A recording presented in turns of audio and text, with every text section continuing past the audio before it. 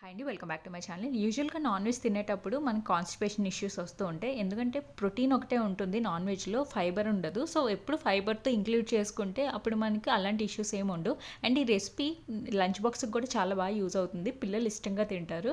ముందుగా ఒక కడాయి పెట్టుకొని ఆయిల్ వేసుకొని జీలకర్ర, అల్లం ముక్కలు, పచ్చిమిర్చి, ఉల్లిపాయలు వేసుకొని కొంచెం వేగిపోయినాక సన్నంగా తరుక్కున్న క్యారెట్, క్యాబేజ్, ఉల్లికాడలు, కొత్తిమీరని యాడ్ చేసుకొని కొంచెం సాల్ట్ వేసుకొని ప్రాపర్‌గా మగ్గించుకోవాలి. ఇవి మగ్గే లోపల మిరియాలను కూడా క్రష్ చేసుకొని పక్కన పెట్టుకోవాలి.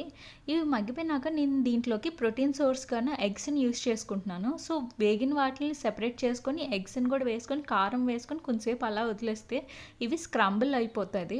సో, మొత్తం అంతా కూడా కలిపేసుకొని కొత్తిమీర వేసుకోవాలి. ఇప్పుడు ఏదైతే రైస్ ఆల్రెడీ కుక్ చేసి పెట్టుకున్నామో అది కూడా యాడ్ చేసుకొని ఇంకా మిక్స్ చేసుకొని ఉల్లికాడలతో డ్రెస్సింగ్ చేసుకొని 2 మినిట్స్ వదిలేసి సర్వ్ చేసుకోవడమే. టేస్ట్ అయితే చాలా బాగుంటుంది. ఒకసారి ట్రై చేయండి. మీకు కానీ వీడియో నచ్చితే ప్లీజ్ లైక్, షేర్, సబ్స్క్రైబ్.